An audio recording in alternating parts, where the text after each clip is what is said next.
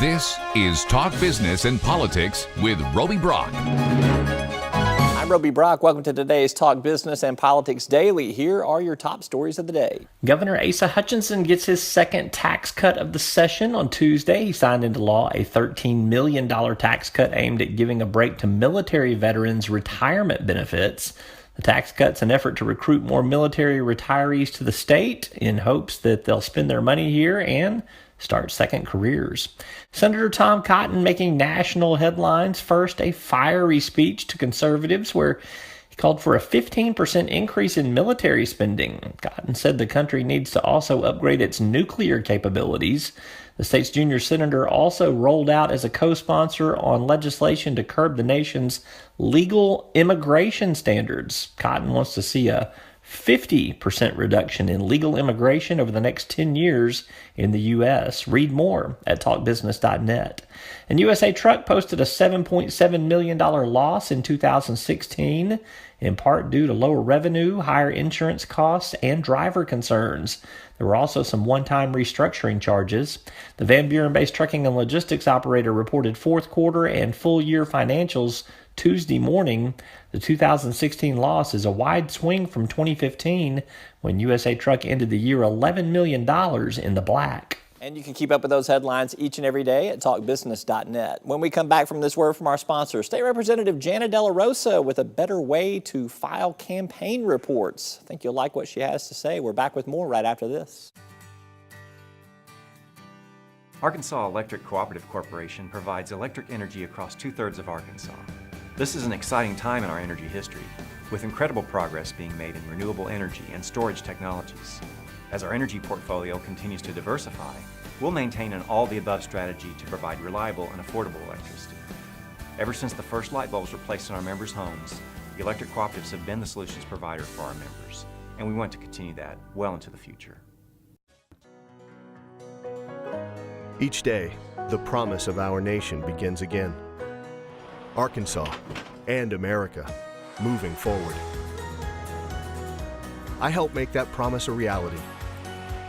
It's not for everyone, but people everywhere depend on us. Oh, I love you too, sweetie. Trucking delivers, or everything stops. And that's what drives me. I did.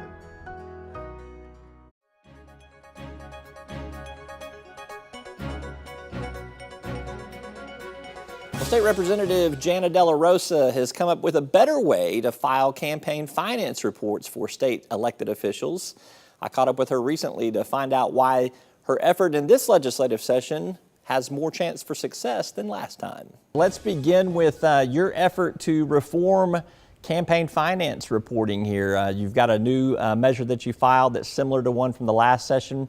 Tell me what your bill is trying to accomplish. How has it improved from your effort last session?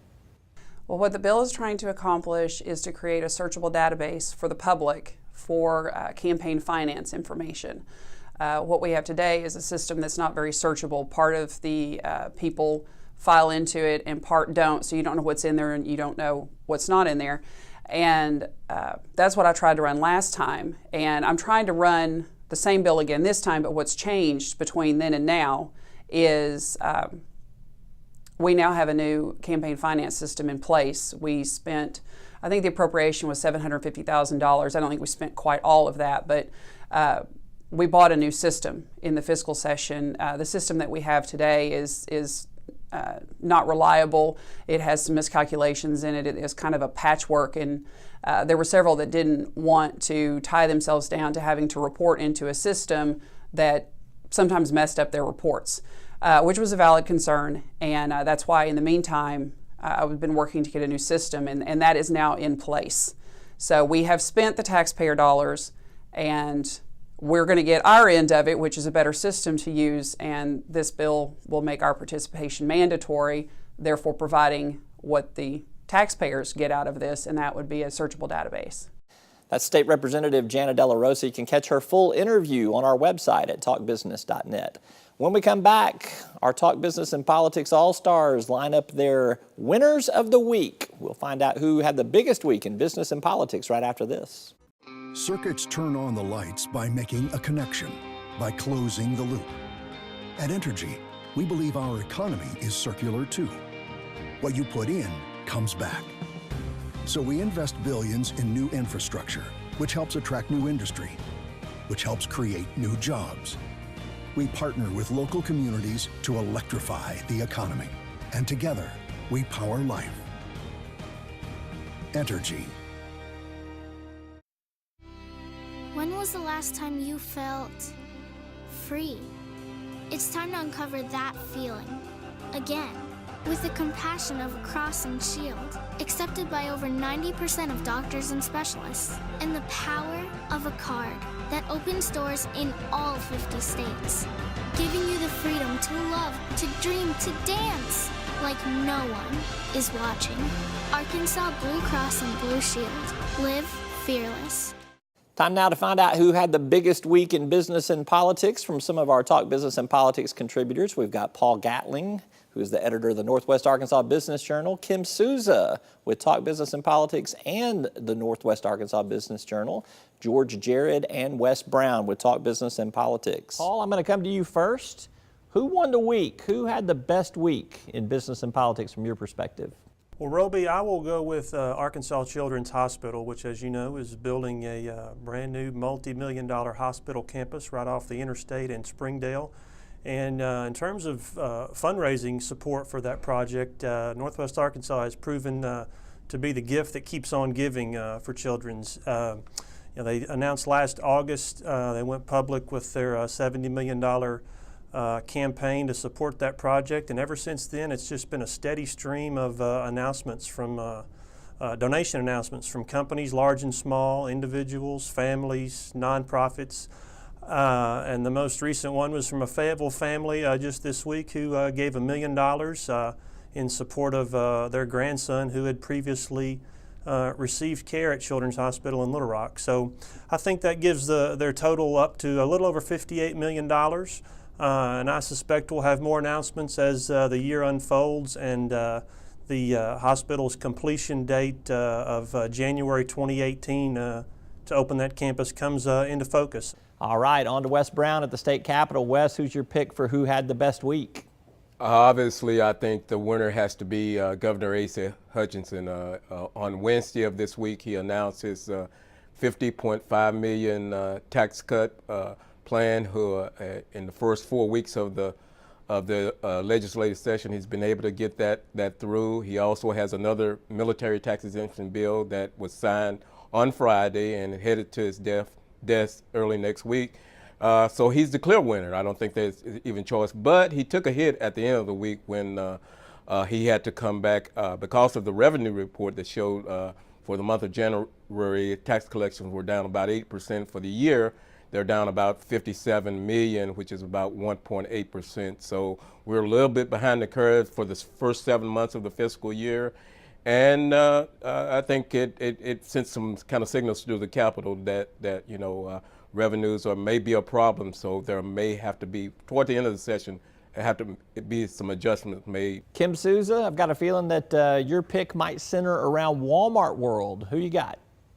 My Northwest Arkansas Business Person of the Week is 42-year-old John Ferner, who stepped into the role of Sam's Club CEO on Wednesday with gross earnings of over 7 figures for his first year.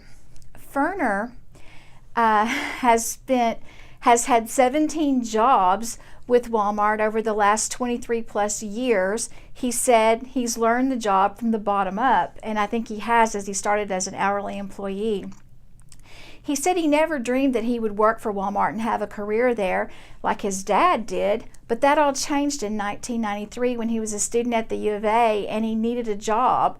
He said he looked up Walmart, got on at the Supercenter in Bentonville, and the rest is history. He's done everything from manage stores to be a buyer to running Walmart's China business as far as merchandising goes. Ferner says that he has big plans for the $57 billion business. He will focus on people, product, and digital capabilities. And on to George Jared. George, your pick for who you think had the best week in business or politics. Who was it? I think fake news outlets had the best week in national politics this week. The thing about it is, as a journalist, I know how hard I work and other journalists work to bring accurate news to our readers, listeners, and viewers. And just the proliferation of these fake news outlets that you see on social media. I see so many people out there believing in this fake news stuff, and it's not sourced or vetted, and it's getting to the point where literally people that I know, intelligent people, are believing these false stories, and I think that it's really becoming a problem in our country and especially in our industry. And and I really hope that people will source when they receive information. I hope that they will look into those sources and understand that real journalists do a real job. All right, all good selections. I'm going to go with El Dorado. The reason why, there were 2 job announcements this week in El Dorado, a little more than 120 jobs, $80 million plus in new investments, new life for the timber industry in that region of the state, plus the El Dorado Promise turned 10 years old this past week, and Cheryl Johnson, who's been a leader with the Promise and education issues out of El Dorado, named as the chair of the Higher Education Coordination Board, a very influential post. El Dorado gets my vote for winner of the week. All right, thanks to everybody for those picks. We appreciate you.